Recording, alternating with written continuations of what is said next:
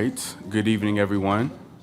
I'd like to officially call the July 28th meeting of the Crime and Gun Violence Prevention Task Force to order. I want to begin by thanking everyone for being here tonight, and thank you for your time and commitment to this work. With that, I will begin with roll call. Beginning with myself, I'll state my name, Jalen Drury, the chairman, and I'll pass it over to Ms. Sessoms. Leticia Sessoms. Jim Cullen. George DeGroat. Sarah Ray. Darrell Redmond. Gene Swenson. Keith Rice. All right, thank you. Next, we'll move to approve the minutes from our May 5th meeting. Do we have a motion to approve? Motion to approve is written. Do you have a second? Second. We have a motion and a second. All in favor? Aye. All right, thank you. Minutes are approved. Next, I'll ask for a motion to adopt tonight's agenda. Do you have a motion? Motion to adopt the agenda as written. Second. All right, we have a motion and a second. All in favor? Aye. All right, thank you. We have an agenda that is adopted. First thing on tonight's agenda is a presentation from our Chief of Police, Mr. Jenkins. We'll now ask the Chief to come forward with his presentation.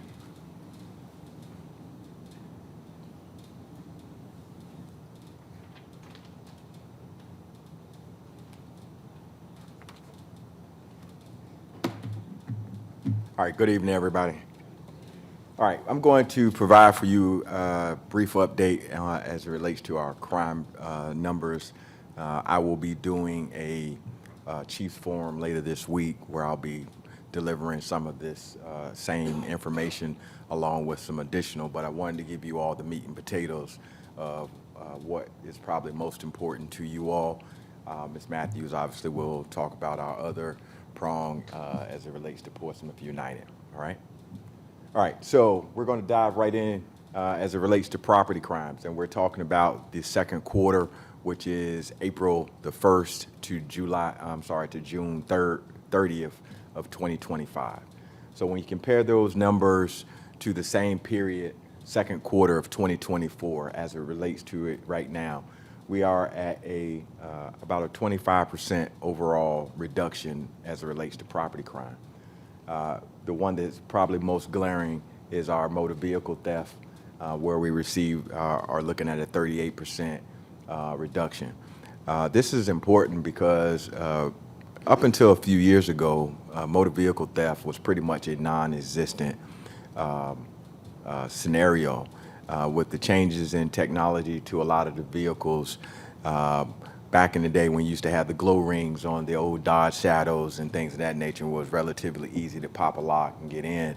But then once a lot of the vehicles made some of the changes, a lot of the motor vehicle thefts went away across the country, and so much so that police departments, sheriff's departments across the country disbanded their units and moved those folks to other places. Obviously, when we're talking about the resurgence, the Kia, Hyundai movement that we had as it relates to TikTok, and then just good old-fashioned, I'm gonna run in the store real quick and leave my car running, and or I'm gonna warm my car up, and somebody hops in and takes it. But again, we are seeing a significant drop in that, and a lot of that is to public education. We as a department took it upon ourselves to partner with Kia and Hyundai, and we even passed out not gun locks, but vehicle locks to the community, and we made it available to anybody that wanted one across. So we're seeing some reduction with that, but still a lot more work to be done. Additionally, shoplifting has come down, and that's been a big one for us as it relates to trying to partner with our business community. Obviously, the more product they lose, they pass those savings or losses on to us as consumers. And so to see these numbers come down in a positive manner is reassuring, particularly on some of our larger retailers were at some point in time considering closing and moving. So again, positive information for us right now. Next slide, please, ma'am. All right, so aggravated assaults, our violent crime. As you'll see, we're doing a little bit struggling as it relates to our violent crime. So when we talk about aggravated assaults is everything from a person being shot to a person getting involved in a fight, hit with a bat, breaking of skin, stabbings, things of that nature. What I can tell you is year to date right now, we are at 39 individuals that have been shot in the city of Portsmouth. When you compare that to 37 people this time last year. Again, not a tremendous jump, but again, favorable numbers as it relates to a downward trend. But when you look at the ones that really jump off the page at you, for a second quarter, we're at a 45% reduction in homicide. Again, looking at 11 this time last year versus 6 within that same time period. Definitely a favorable number to the loss of life.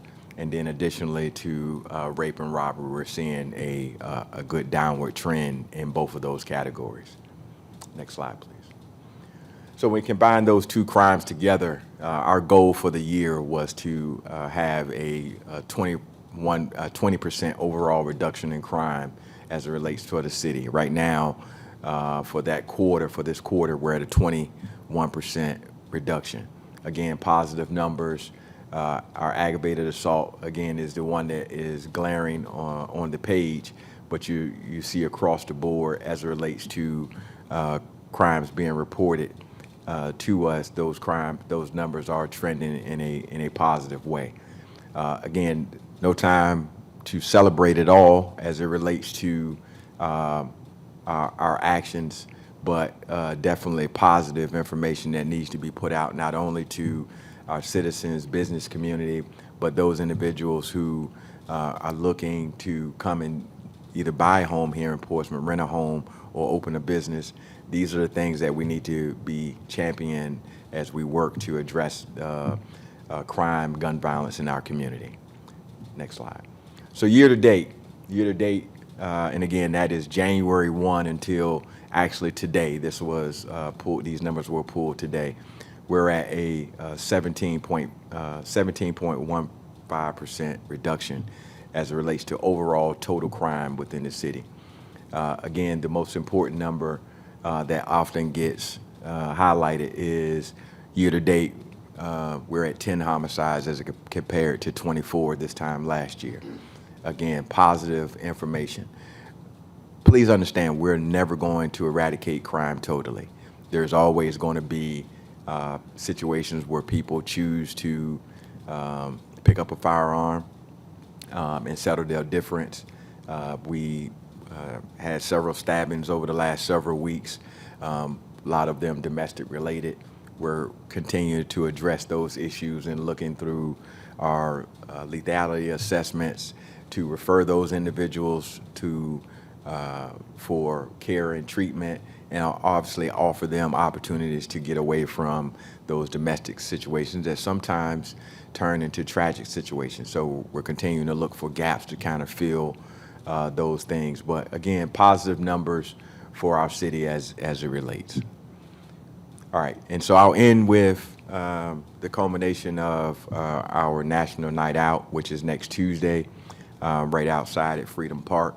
Again, I'm encouraging not only you all, but all the citizens to come out and support National Night Out. It's our one time a year that we really try to get police and community to come into a space and celebrate just being together, getting to know your neighbors, getting folks back engaged as much as possible. There will be several vendors. I know a lot of our nonprofits and CBOs will have tables and things of that nature out there to encourage people to, again, we're just getting information out, letting them know what resources are out and things of that nature. So again, we'll be out next Tuesday. All of you definitely are invited. Hope to see you there. All right. Any questions for me? Yes, sir. Thank you, Chief. Any questions? Yeah, I just have one question. With the aggravated assaults, what age group is driving that number? So it's really a gambit across the board. We have not seen a tremendous jump, and obviously it's summertime, so we do have fights within our neighborhoods. We got a lot of female fights that have happened in some of the neighborhoods. The problem with those is when the females start to fight and the males get involved, and that usually turns into something different. One of the things that we've been very good about is getting the interrupters that we do have out to try to mitigate some of those situations as fast as possible. A lot of our groups that we do have that do work in those areas, and again, not all of them do, we're working on that, but the ones that we do have, we try to get them out. But it really is spread across the gambit. It's not one particular group. And it's all over the city, not combined in one area. And again, like I said, a domestic violence situation where someone, busts a lip, that's aggravated assault. Any other questions? All right, thank you, Chief. Yeah, thank you. All right, next we'll hear from Ms. Matthews, who will be walking through some Portsmouth United updates.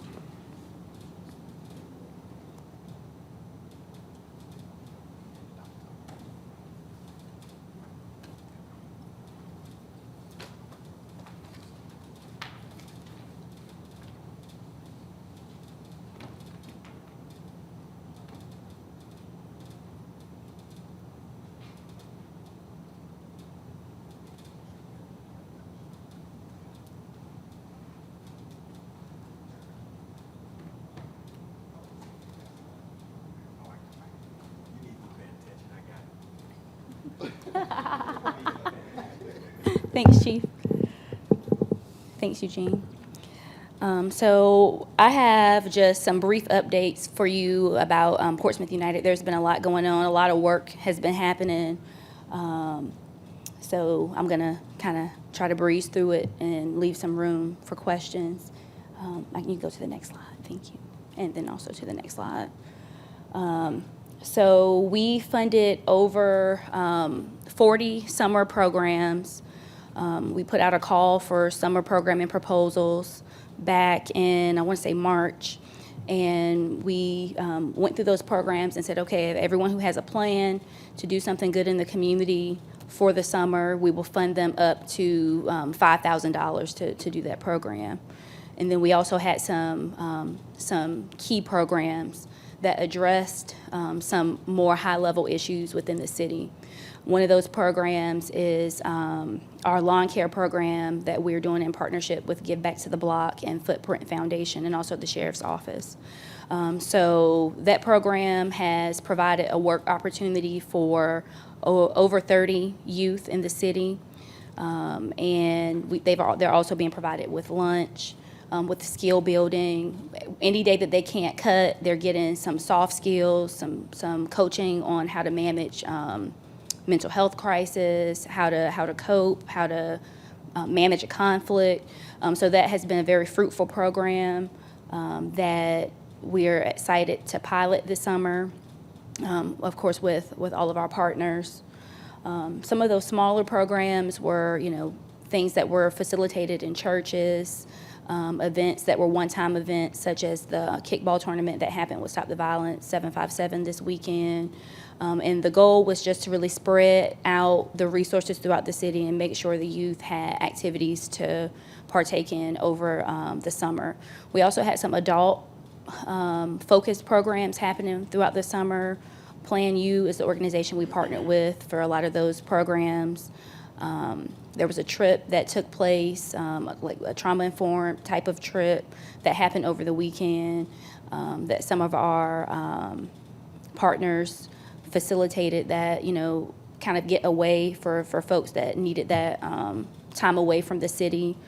So it's been a lot of different moving parts with summer programs. I think we've been able to pilot a couple of things, and I think we're finding what works and what needs some tweaking. Hindsight, funding 40 programs is quite a bit because you do have to track the payment, like receipts. You got to get all of those things. So what I asked for was for receipts up front so I could cover my books up front. not have to worry about it on the back end. So I'm like, you got to pay for it, and then we'll reimburse you. But even tracking it that way was a little bit much for the manpower part, right? But I'm happy at how the programming calendar looks. There is a website on the Portsmouth United page. You can go check out how that calendar looks and see what's going on. We still have quite a couple events coming up, and then we're doing some planning for back to school. So stay tuned for some of those details. So the app.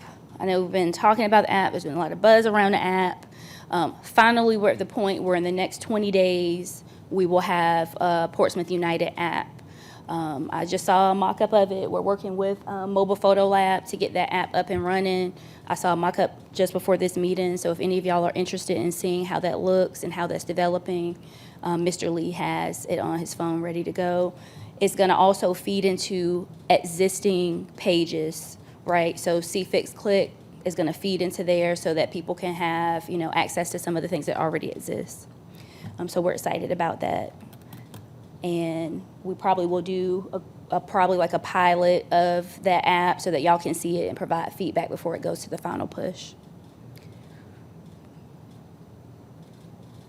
In collaboration with Good News Portsmouth, we are also doing a documentary. We're documenting the work that's happening. I was going to show y'all a clip today, but I wanted to just kind of save that for another time. It's going to document Peace Week up through the summer, and then we're going to kind of start fresh with our fiscal year 26 grantees and documenting the work that's happening with that group. Violence interruption, another hot topic. So I was tasked by Chief to make sure we had everything we needed to contract our violence interrupters by the end of this month. We're about 80% there. We're still waiting on paperwork from some of the folks who we were looking to contract for this role. But we are growing. That our frontline worker component is growing. And we are going to be in the communities that need that support on the ground. They're going to be working together. In a few minutes, you'll hear a little bit more about training. So there's going to be a training component for our violence interrupters before they're out and about, because we wouldn't want them to be out in the community and not have the training that they need. The other, let me see. Fiscal year 26, grant opportunity. So we put that really on pause for the sake of being able to run the other components of the program. Mostly because the state had not provided us with pretty much documentation that we were awarded the funds. Last Thursday, we were officially given our award notification. And then this week, we'll have our award packet, which demonstrates everything that we need to do to claim those funds. Those funds won't be appropriated probably until, I want to say, it's the August 26th City Council meeting. So I can't do anything without funds, right? So as soon as those funds are appropriated, we will be moving forward with award letters.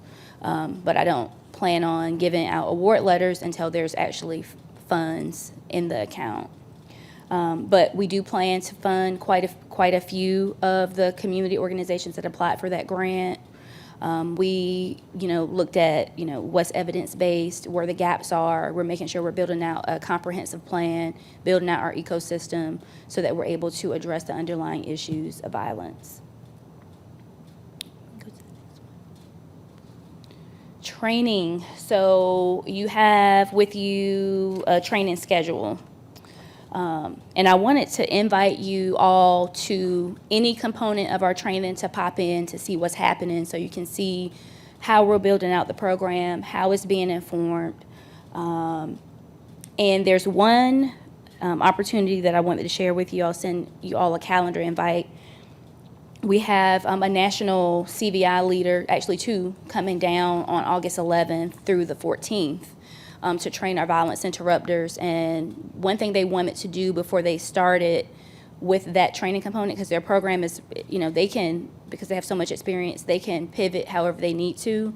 They wanted feedback from some members of City Council and some members from the Crime Commission And they wanted to just talk through what their plan was for this training and find out more about where some of those gaps are. So that's going to be on August 11th at 12. If there's anything I need from you all, it is to have your attendance at that meeting if possible. We'll probably send out a notification. I'll check all my boxes, right? But it would be valuable, I think, for them and for all of us to have some voice from the Crime Commission at that meeting. But there's some other things happening. We are working with our community partners. We're going to have some community engagement training, and there's going to be an actual immersive happening in the city. So some of our community partners, some of them, everyone lives in their own realm, right? Where they should be doing things that they are experts in, right? They should be working in their field of expertise. But there are times that require us all to be all hands on deck in the community, right? And we want to be responsive, and we want to make sure everyone is prepared to be responsive. So we're having a mandatory mandatory training for our community partners, and it's going to be about community engagement, how to go into the neighborhoods, be on the ground, provide the support. So we're bringing some folks down, and they're going to actually work with folks who are already here in the community to provide training on just that. How do you engage the community? How do you go in and be frontline? Day 2 is going to be an immersive. So sounds weird to have an immersive in your own city, but we really want people to feel comfortable going into the community. So we're going to have an immersive experience. One's going to be in Dell's Home, London Oaks, and then the other one is going to be in, I just had a blank just now, Southside. So each community is going to have a special project that we're featuring for that day, and we're going to be in the community serving the community that day. So it's going to be, I think it's going to be fun. I think it's going to be something that's going to be enlightening for the folks who aren't usually in the community on the ground, and I think it's going to help them have a base of what it is they need to do, what adjustments need to be made to their program, if any. We have a major component of our program that is based in crisis stabilization. And even though I've worked in the crisis field, this is very different, right? We're responding to really immediate needs to relocate, et cetera. So we are going to be bringing in one of the top folks in GSW crisis stabilization. I'm going to be with Dr. Jordan Murphy. Actually, this week I'm going to be doing an immersive in their city. And then next week they're going to come down and they're going to train the people who are working frontline here on how to use their methods and their ways of getting someone stabilized. What is the best practice? They're going to be here for 2 days doing that. We are working with the city of Norfolk and in a collaboration to do some faith-based training. What we're hearing from our faith-based groups is that they want to do work in the community, but they don't feel empowered. They don't know what to do. So we're bringing down Alejandro from, he's in Kalamazoo. He's coming from Kalamazoo. And he has an organization called Heal the Hood. And he's going to be bringing down some folks with him to come do some training for our faith-based organizations. We're going to be in Norfolk. And it's a collaboration between Norfolk and Portsmouth churches. They're going to have time during that training to come together and build a project out for both cities. That could look like a prayer walk that's happening simultaneously, whatever. They are going to be tasked with creating some unity across the cities to address the underlying causes of violence. Then we have our violence interrupter training from August 11th through the 14th, and then we're going to wrap up all this 2 weeks of training with a film viewing of Dr. Chico Tillman's CVI film, where we'll have people there to ask questions, to answer questions, and to really fill in some of the gaps. Because I know CVI, people always have questions. People always want to know, why does violence interruption work? Why does this work? How does it work? So we'll have someone there, some experts there to answer those questions after that filming. So it's going to actually take the place of our Portsmouth United meeting that week. Okay, we can go to the next slide. Our next Portsmouth United meeting is actually August 7th. So I have that there because it would be nice to see y'all, and some of y'all come to the meetings every week, but stop by one of our meetings, find out, what's happening, talk to some of these community partners. And if you notice that there's gaps, right, share, you have open floor to really share. That is when we come together and we share all the things that are happening. There could be an issue in the neighborhood that we all need to come together on. That's the space to do that. You could have a different point of view being on the crime commission. You could be with community engagement. You could be hearing things that we don't know. I just want to make sure we're covering all the blind spots, and we take care of that on Thursdays. Yeah. Any questions? Just out of curiosity, all the churches that we have here in Portsmouth, why are we going to Norfolk? I understand it's a collaboration, but why did we select Norfolk as a location? And this is Portsmouth United. Yeah, because it's Norfolk and Portsmouth churches are going to be, one, I'll say, yes, we're Portsmouth United, right? But one of the things I've been working on is building out how are we tackling some of the things that, because there's a lot of spillover, and not just from Norfolk, right? But I've been working closely with their Safer Communities person over in Norfolk, and that is kind of where the relationship is built. And we're hoping that having this faith-based collaboration will start a chain effect where we can start collaborating in some other ways. Their program's set up a little bit different from ours. They're going to be spending their resources a different way, but there are going to be opportunities for collaboration, and we want to make sure we're starting to build that out. From my lens, we've gained a lot of ground in the last year, but we need to start thinking about collectively how is this going to look, right? So I'm thinking about collaborations, partnerships, and if we don't get the funding again, or if there's a push for how do you make the case for it, I want to make sure we're starting to tie in some of these other cities. On my mind is Newport News. There's other cities. There's little pockets in certain cities, Chesapeake, Suffolk, there's little pockets. But Norfolk just seemed to be the kind of like the, lack of a better way to say it, it was like that low-hanging fruit. The collaboration was already happening, and it seemed more organic. Yeah. Outside of the faith-based day that's already planned, is there other areas of collaboration with Norfolk or Newport News that you've identified already?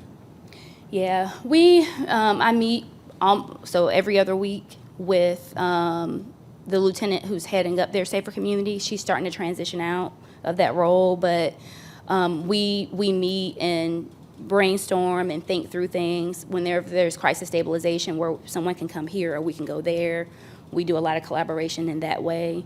But we're really just growing that out. So we figured faith-based, and I'll give you some more perspective. In Norfolk, they have the same kind of situation we have, right?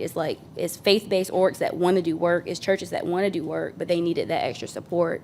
So then it also was smart financially as well, because then they're able to help bring the folks down and cover the cost of this and that. So it was, because it's expensive to bring these people down. Yeah. Yes. So yeah. That makes sense. And follow up to one of the things you said off the top when you discussed the number of events and programs that have gone on in the community over the last couple of months from the beginning of the year. One of the things that Chief also mentioned is the crime numbers being down and the need to publicly talk about that. Mm-hmm. In your foresight, in your opinion, what are some of the ways that you think that the Crime Commission could help continue to push out those events, but also the crime numbers going down as well? I need to sit with that one for a second, Okay. because it's No kind of difficult because, on the ground as individuals, you can push that information out. Right. You can, in those individual moments, but there's not a platform. There needs to be more of a platform where those things can be shared out, because sometimes the people who need to hear that aren't listening to these meetings. They're not listening to, city council recordings. They're not going back and listening to what's really happening. But it would be nice if there was a platform. I think with the Portsmouth United app, we'll be able to push some of those things out. But as far as your role in that, I think just getting the word out, word of mouth. Like, I remember you had on your personal page, you know, that we had a significant decrease in homicide. So you put that out on your personal page, and you have a lot of followers.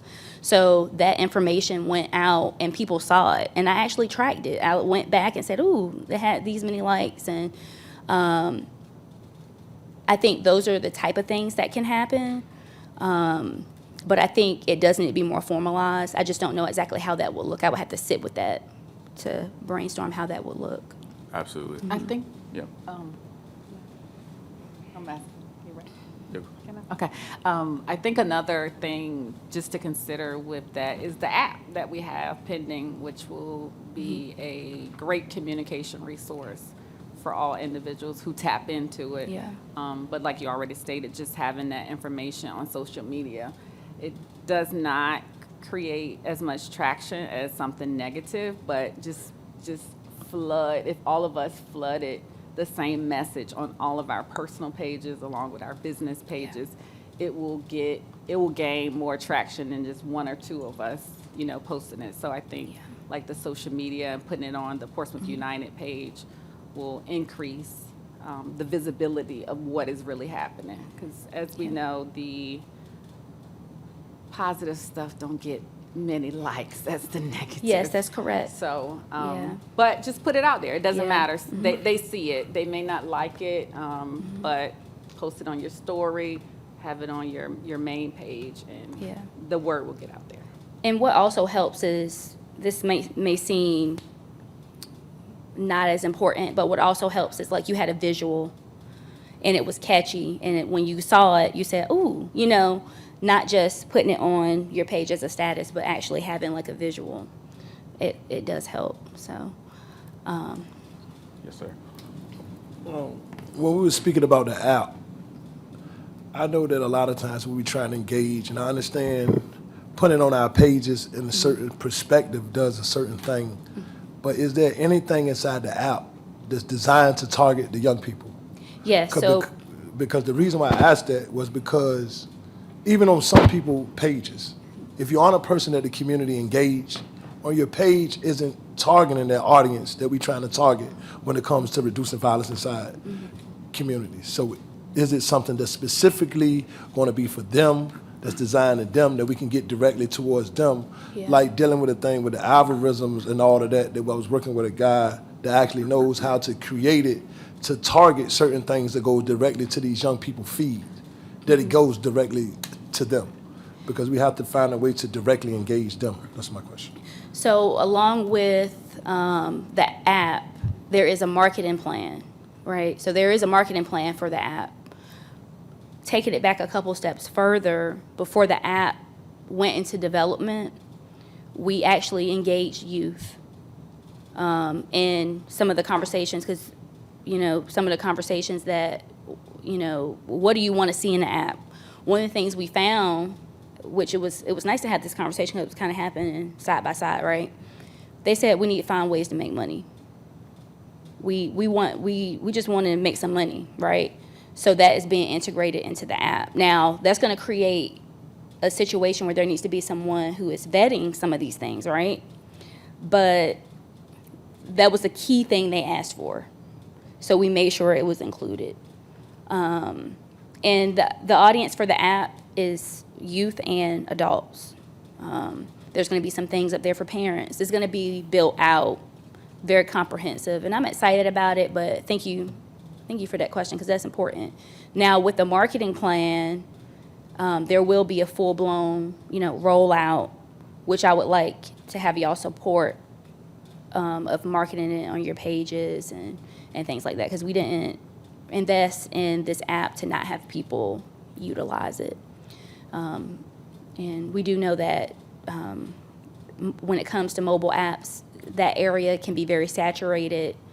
People really need to believe that it's useful to even want it on their phone. So we're doing our due diligence to make sure it is useful.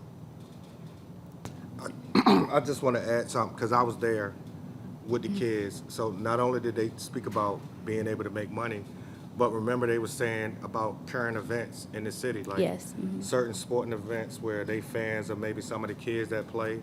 They was like, if y'all had some of the highlights or some of the recaps of some of these events, I would visit that app. So it was a little, it was a lot. It was informative to hear it from them, and these kids were from Dale's Home. Yeah.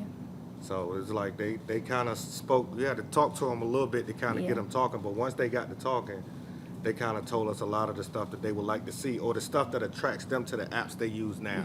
Because that was the question he asked. Like, the apps you use now, what makes you use those apps? And that kind of got the conversation open, where we got a little Yeah. bit more information of what they would like to see. I just wanted to add to it. That's Yeah, thank you.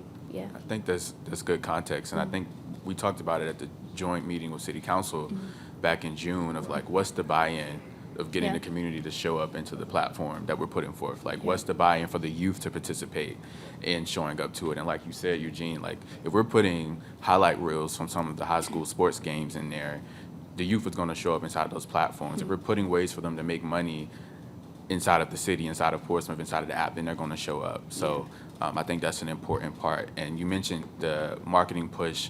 If there's a way for the commission to, ahead of time, to be part of that and see what's going Yeah. on, I think that would be helpful as well. Yeah. Yeah. Yep. I can definitely send that out, Okay. and y'all can give us feedback on Absolutely. those details. But look, out of everything I just mentioned, this app, Yeah, I'm that's the main happy thing. and excited. Yeah. I'm happy about all of it and excited about all of it, but we've been waiting for that. So I'm just excited to see the response. And I'm also flexible, because if we need to go back to the drawing board and tweak this and tweak that, then I think that who we're working with, they have the flexibility to do that. Yeah. Absolutely. All I right. just thought about one thing in terms of making people aware that the app exists. There is a cost associated with it, but I think it is absolutely something that we should consider is mailers with the scan code to say, we're excited to announce that we now have an app for, Portsmouth United, and they can scan it and go right to the app. So something like what we do during campaign season, or, the general mailers that you get at your home. Okay. And if you target certain communities, the cost is not as great as like doing the entire Portsmouth. But I absolutely feel like it is something that we should consider. Maybe there's some funding in Portsmouth United that we could utilize Yeah. to cover the cost. But outside, everybody doesn't have social media. Yeah, and we that's true. want, everybody to be included in this, to have awareness and knowledge that the app exists so that they can download it, and then make it just easy by having the scan code. Yep.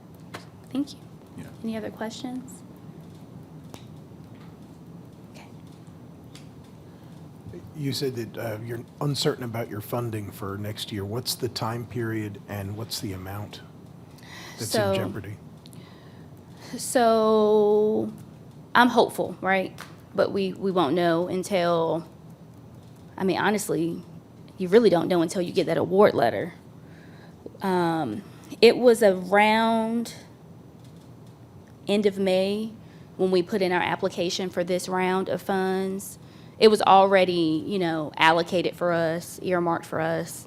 But it's probably around that time frame next year when we know for sure that, this is gonna happen. So, yeah. But How much money was in question? 2.9 million. The other thing I would say is, whenever the General Assembly, appropriates that budget, we have some knowledge then of if, we were included in that budget. And that's when, the confidence is high for that, right? But I didn't rest well on it until I saw that award letter last week. And we'll have the second step of that process this week. We can get things moving. I would say the only other thing I want to mention, since we're talking about it, is I think there's going to be a little bit of a culture shock for me and for our community partners, because this year our budget we have the same amount of money, but now we have a program that's running. So I love to say this, the spend plan is tight. We will have violence interrupters that'll be working. That's, $500,000 undertaking. We only had 2 this year. We're going to have 10, right? So, yes. So the way that we had a lot of flexibility. Okay, we're going to fund 20 summer programs in the summer. Those things will not look the same this year coming in. So some of what I'll be doing is finding some creative ways, partnerships, maybe looking at other funds, right? Because when the state gives you that type of money, sometimes they don't want to give you another, pot of money, right? They want to utilize this first, right? So it will look very different, and the spend plan is tight. So I'll be singing that song to our community partners next week and throughout the whole year, because we have a plan that's rolling and moving, and we have to keep it powered and fueled with the plan that we have in place. There won't be a lot of room for diverting the plan. So thank y'all for having me. Thank you. All right. All right, and thank you, Ms. Matthews.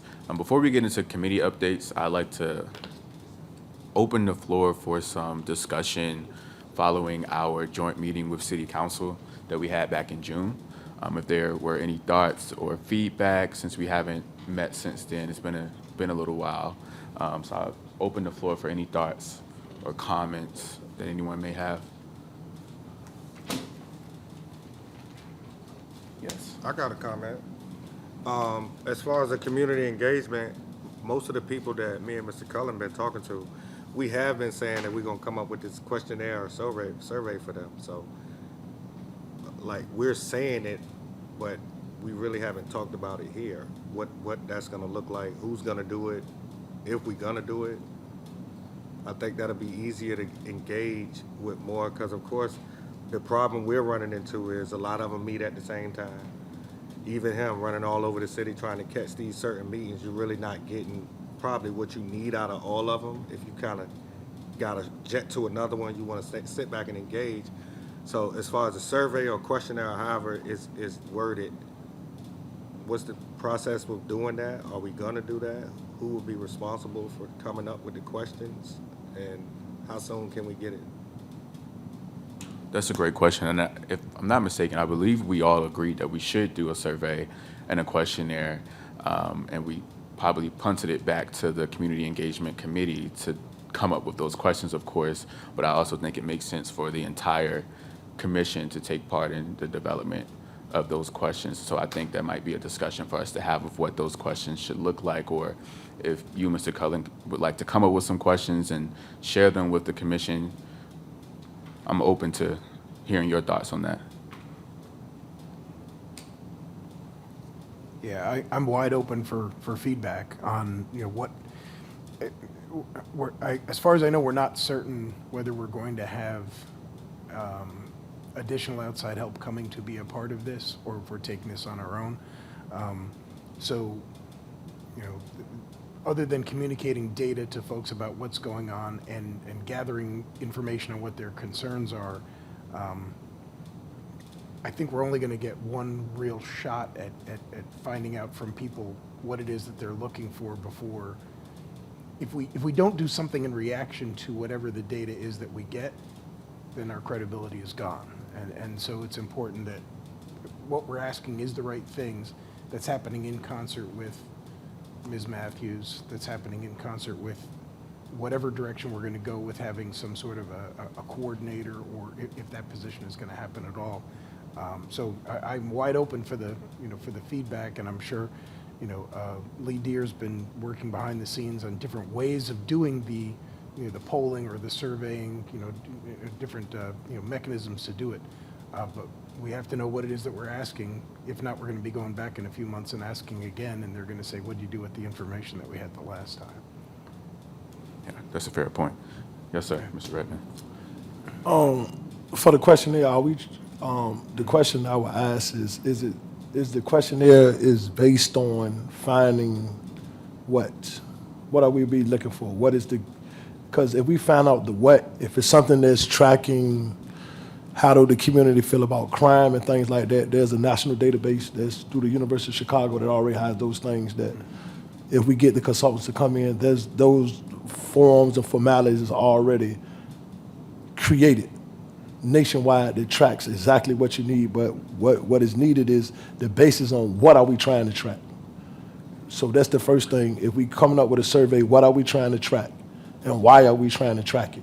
But those questions there that can be implemented are already in a database that we can get, and it's a short survey that they use through different mechanisms to do it. But we need to know exactly what are we trying to get in the survey. Yeah. Mr. Swenson? So to kind of, I guess I wouldn't say answer it. The survey was based off of, we were going to the Civic League meetings, and we, of course, you're gonna notice that what Craddock needs is gonna be different from what London Oaks needs. So basic. Right, like what does this neighborhood think, based off of where they live, that will make their quality of living better from a crime standpoint in their neighborhood? Like when we went to Craddock problems on a scale wasn't high, like say if we went and talked to somebody from Southside. Southside might be talking about, hey, they shooting or they shooting dice or whatever. Craddock was like, hey, we tired of the people loitering in the circle.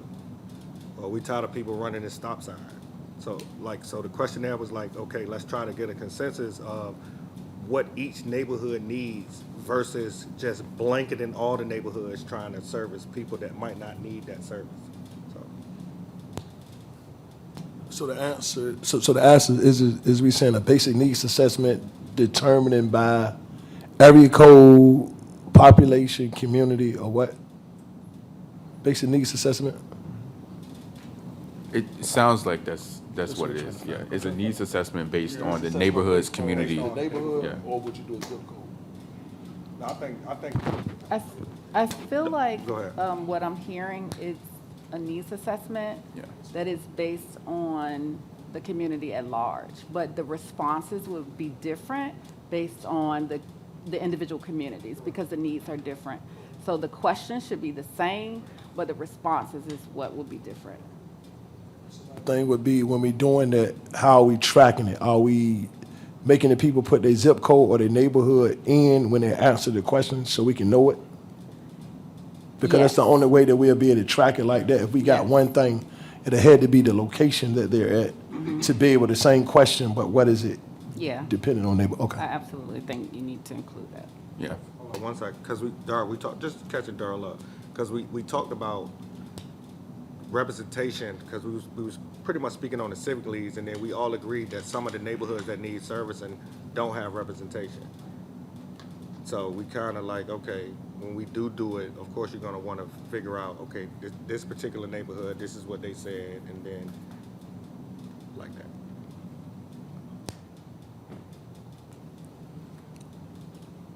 Any other feedback to?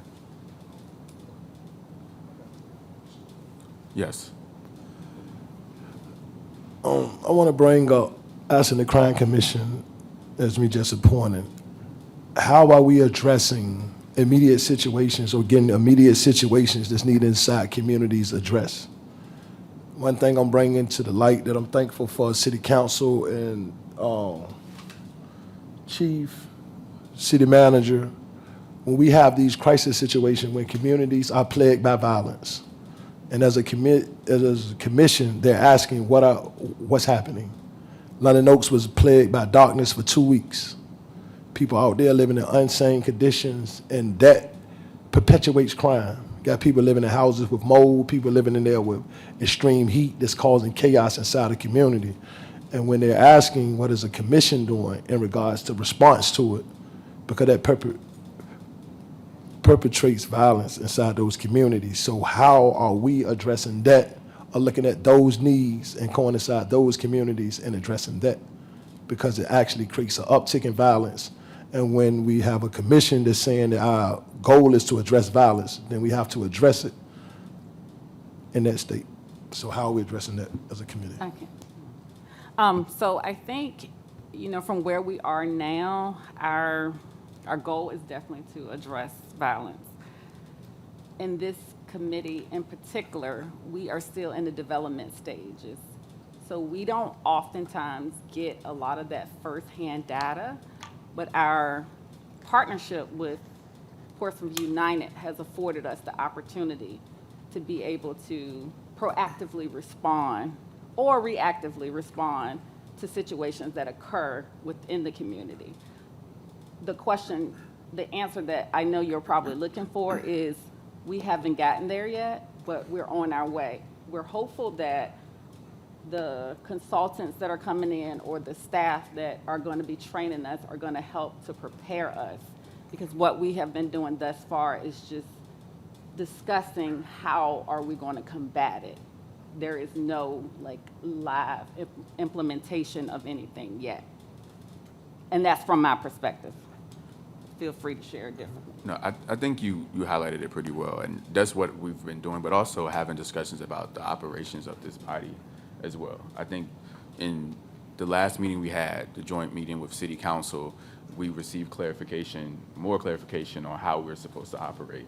Some of us was under the impression that we're just an advisory forum, and we were told that we were a working group at some point as well, right? And so we wanted to make sure that we was all on the same page of what are our limitations that we're allowed to do as a body, because at the end of the day, we are all citizens, we aren't city officials, but we got clarification back in June that we are an extension of City Council and that we should be relying on them and using them as a resource to get done what we need to get done to combat violence in the city of Portsmouth. And so I think at this point, we're in a great position to be able to do the things that we've been talking about for the last 8 months now.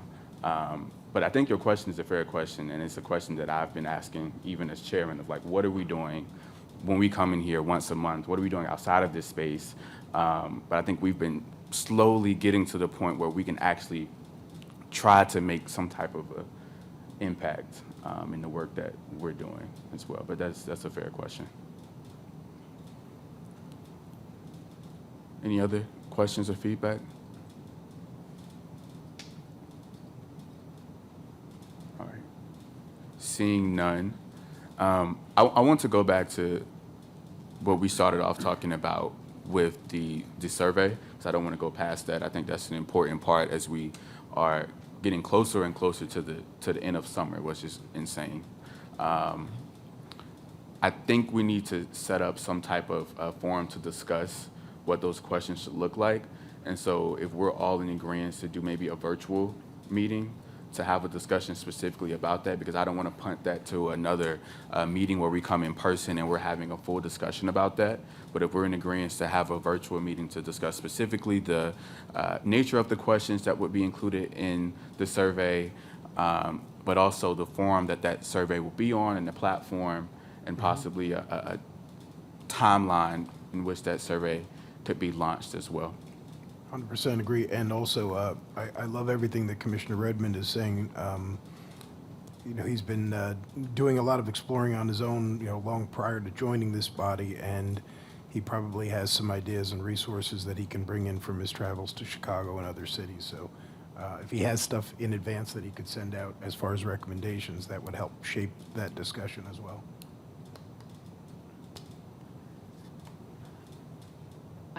I absolutely think the virtual meeting would be great, but don't we have to have it formalized as well? And yeah, we have to still do all of that process to have the virtual meeting.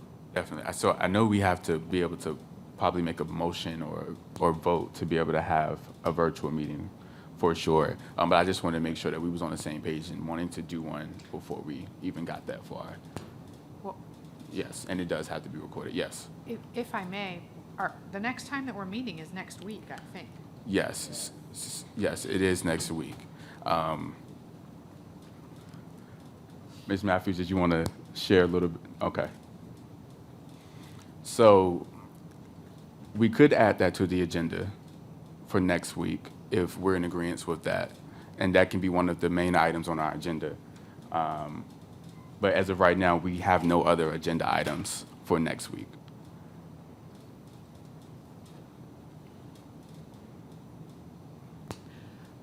I would propose that anybody who is a part of the community engagement team and anyone who's interested in participating in that, maybe put together something electronic that at least start the conversation.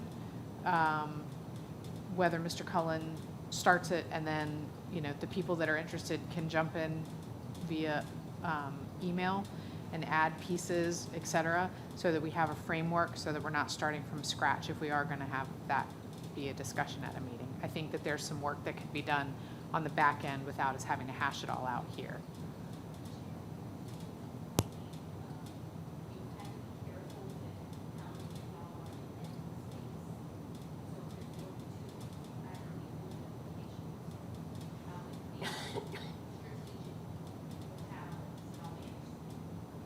Yeah, thank you, Ms. Matthews. I think that's what I was mentioning about having a virtual meeting and scheduling a virtual meeting to go out publicly so that folks know that it's happening in the first place. But we will all need to be able to be in agreement, but also take a vote on having a virtual meeting before we get to next week's meeting, or we can just, the committee can meet as community engagement in between now and next week, and we can add it to the agenda for next week. So it's at our discretion as a commission.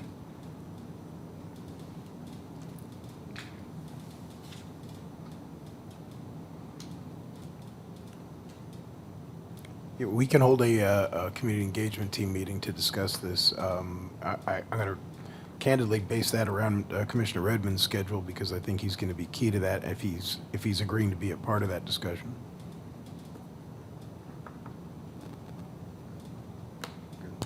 All right, so we're good. So there will be a community engagement meeting held between now and the next full commission meeting, hopefully. And if there is one, Mr. Cullen, you will let the entire commission know via email.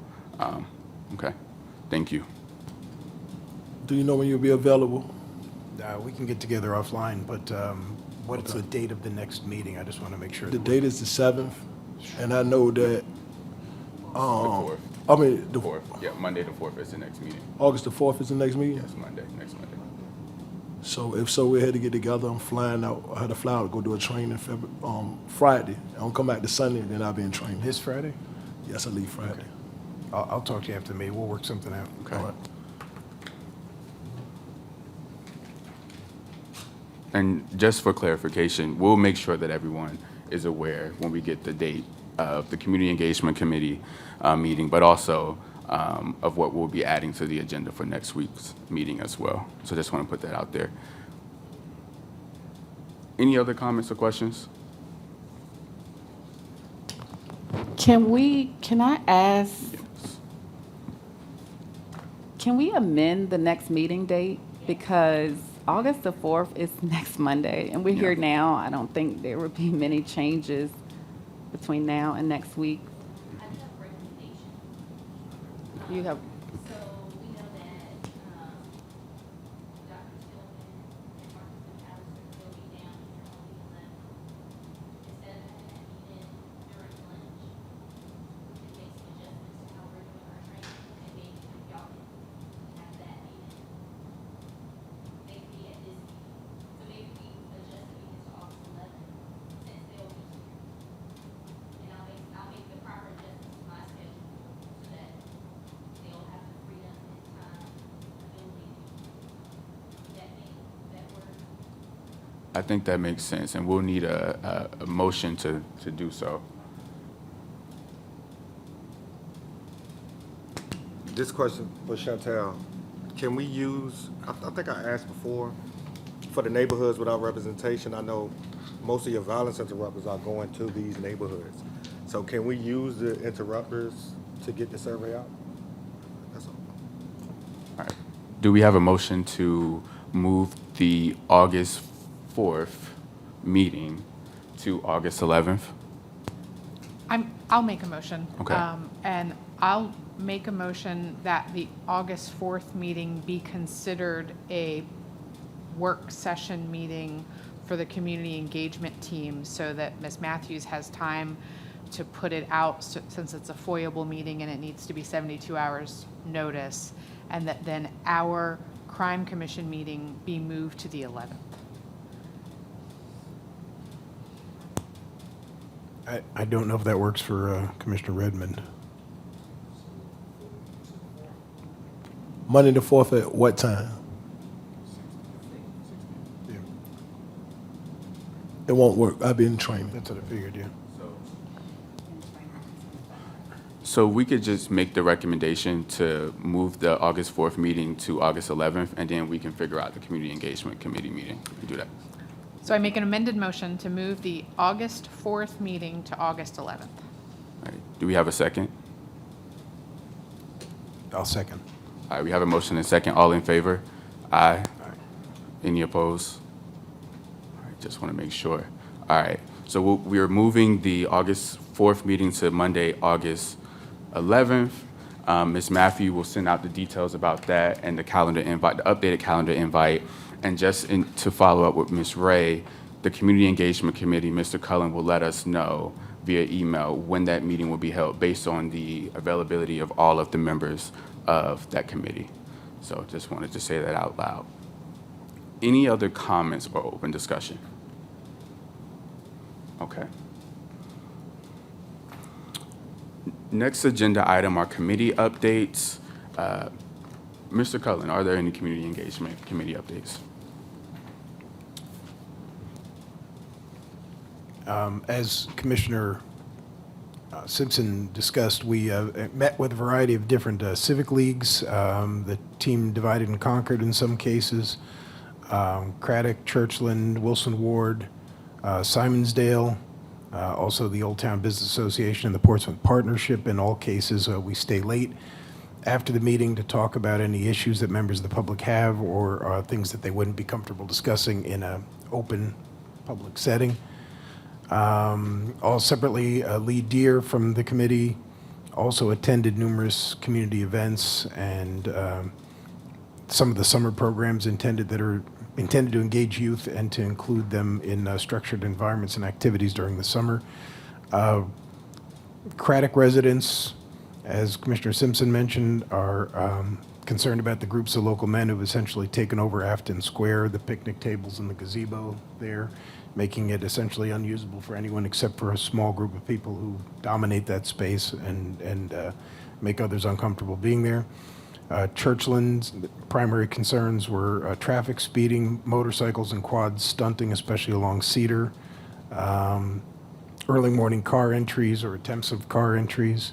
Wilson Ward has a very robust civic league and neighborhood engagement team, so the only concerns the league communicated to me were a return of the groups that are beginning to congregate again in that miniature strip mall at Rodman and Woodstock now that the police department's removed the camera from there.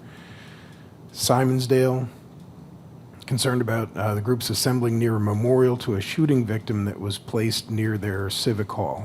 They were, people will either come by, depending on which side of the shooting they were on, either in memorial to or to continue to act out against the person who was shot. They'll come by, whether it's firing guns in the air or spinning tires or blasting music, whatever it is, especially near the anniversary of the date of the person who was shot at that location.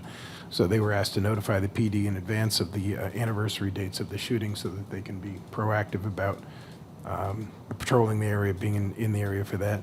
Old Town Business Association's concerned about a noticeable spike in people with behavioral health issues who've placed themselves in the High Street business district recently, who are being extremely confrontational and aggressive with passersby and business owners going into the businesses. Some have set up living arrangements for themselves, either on the sidewalks or in the doorways in the 500 block and 700 block of High Street. And last but not least, very, very positive feedback about all of the various summer programs, activities, summer camps, sports activities, and other things that have been set up that have kept our youth in structured environments, learning environments in some cases. Across the board, people are very grateful for that, especially working parents, because they want to make sure that their kids are continuing with something structured during the summer vacation time. That's all I have. All right, thank you, Mr. Cullen. Any questions or comments for the Community Engagement Committee? Yes, sir.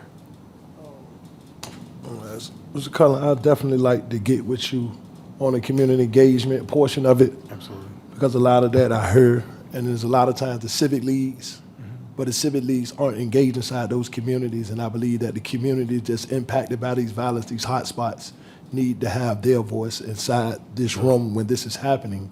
Because one thing that I'm thankful for that happened on the back end is even when London Oaks situation was going on, London Oaks isn't represented by the Mount Hermon Civic League.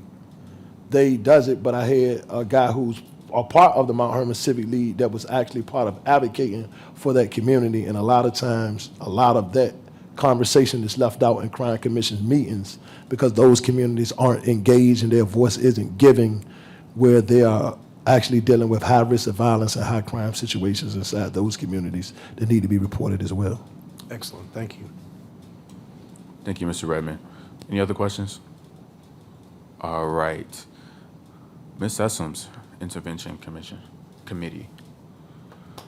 There are no new updates since our last meeting, our last joint meeting with City Council. However, I would like to say that I'm excited to hear that the additional balance interrupters are being added by the end of the month. That's really exciting. And that's it. That's all I have. All right. Thank you, Ms. Essoms. Any questions for Ms. Essoms? All right. I serve as the chair of the Resource Allocation Committee. A quick follow-up to the last thing that we discussed previous to the last update, which was a discussion on developing the database of resources here in the city based off of databases that already exist. The next thing that we would like to focus on is working with Ms. Matthews in the Portsmouth United app on making sure that all of the databases that do exist with resources for citizens, resources for partners, and community organizations are going to exist inside of the platform and making sure it's accessible. And so we'll be getting with you to make sure that that's something that's happening as well. So that's the only update that I have. All right. And data and metrics is served by our vice chair, but she is not present tonight. If you have any questions for her, please feel free to email her with those questions as well. All right, any questions about committee updates? Questions or comments? All right, seeing none. Ms. Matthews, are there any announcements? Okay, no announcements. All right, we have scheduled our next meeting for Monday, July 11th, August 11th. Are there any other questions or comments? Yes. With the August 11th meeting, knowing that we moved it to have some national trainers come in the meeting, are we opening it up to them with questions? Because I know them. They're going to have a million.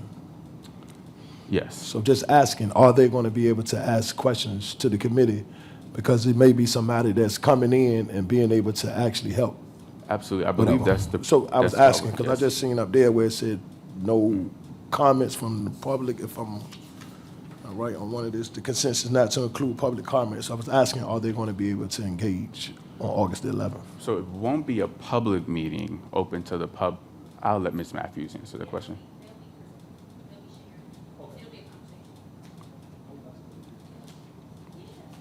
Okay. All right. Thank you, Mr. Redmond, for that. Do we have a motion to adjourn? A motion to adjourn. All right. Thanks, everyone. Second.